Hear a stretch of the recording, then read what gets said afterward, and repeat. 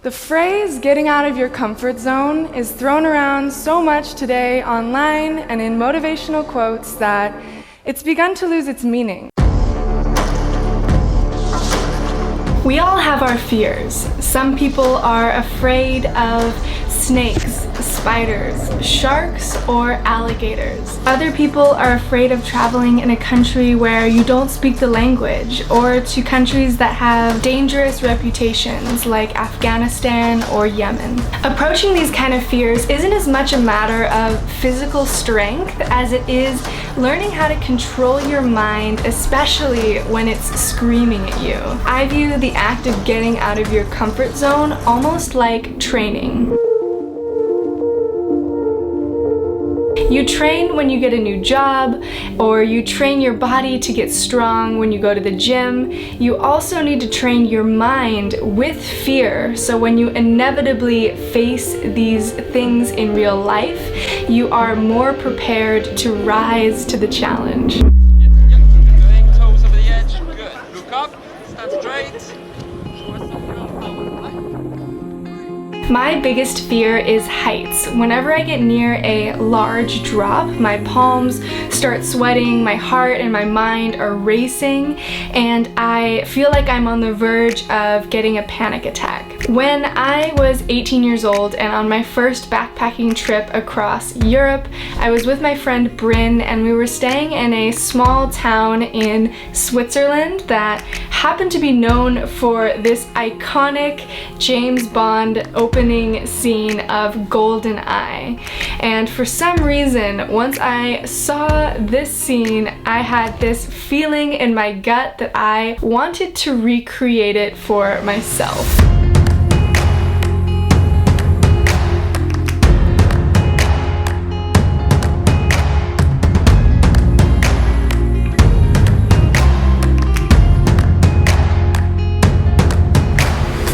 I'm so passionate about getting out of my comfort zone that I actually gave a TEDx talk about it last year, where I explained what it was like to jump off of a 750-foot dam while absolutely terrified. Naturally, what we fear most is death. We're evolutionarily wired to avoid situations where we could get hurt. And that's why every cell in my body was screaming when I was standing on the edge of a 750-foot drop in Switzerland. When they strapped in my ankles and perched me on the edge, I was shaking. 3, 2, 1.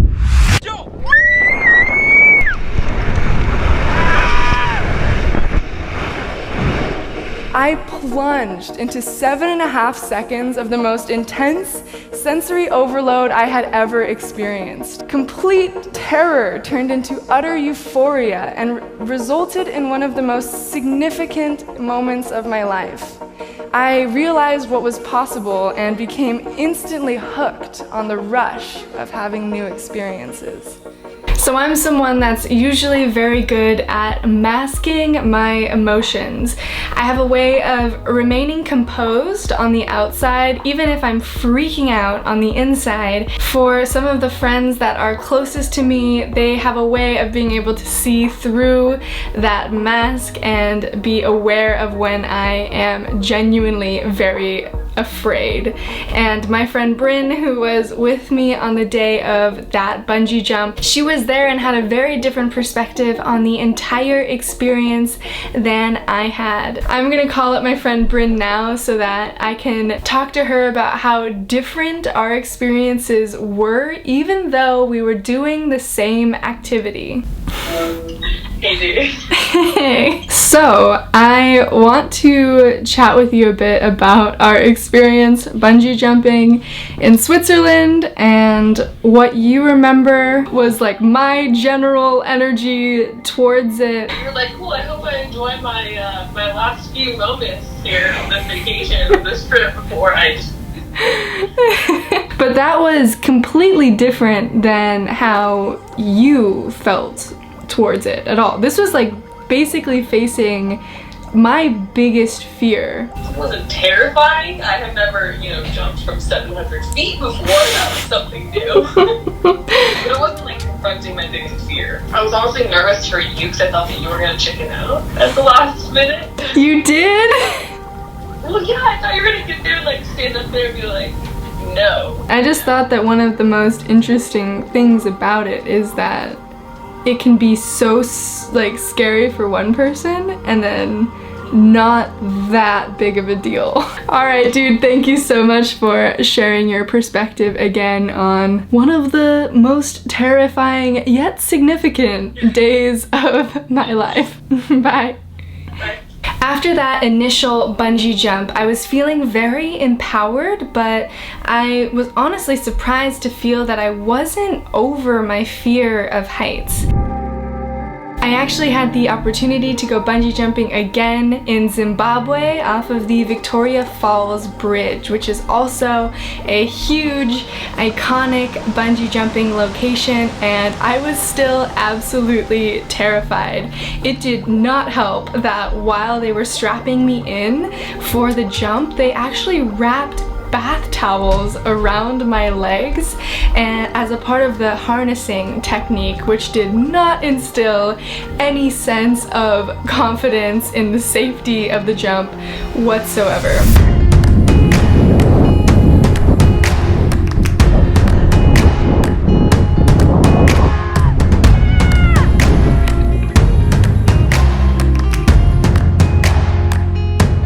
Of course it was fine and I felt safe, but I was so afraid in the moments leading up to that jump that I almost didn't do it. The most recent time that I faced my fear of heights was actually on one of Thomas and I's first dates. He surprised me with skydiving for the first time, and I was trying so hard to play it cool, but the entire time we were going up to 13,000 feet and getting ready to jump out, I was absolutely mortified, and I was just so afraid that he would think that I wasn't cool being afraid to jump out of a plane doing a tandem skydive. So in that specific situation, the peer pressure actually helped a lot for me to actually commit to following through with something I said that I was going to do.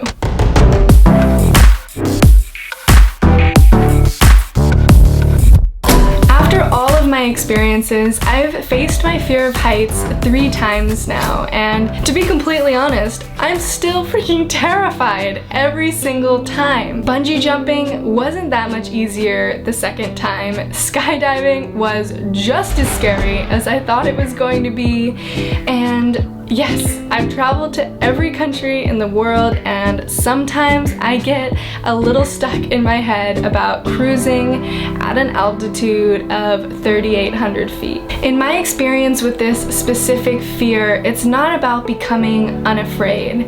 It's about exposing yourself to your fears over and over again. I hope that someday I'll be able to make a follow-up video where I can proudly say that I've fully overcome my fear of heights to the point where I'm no longer afraid of them, but chances are that I'll always be terrified by heights. But if I work on cultivating the mental strength necessary to overcome that fear again and again, hopefully one day it won't be as hard. One of my favorite aspects of getting out of your comfort zone is that it has a way of making time slow down because you are so present. Fear makes time slow down. Not that there's anything wrong with normal days and routine, because that's an essential part of life too, and it's something that everyone experiences. But people who want to feel true freedom accept that there is going to be pain and fear in the process, and it's one of the most real experiences you can have as a human. At the root of our spiritual comfort zone, the layer closest to our souls, we are all looking for fulfillment. We are afraid to leave the safety of our routine to pursue something greater because of our fear of failure.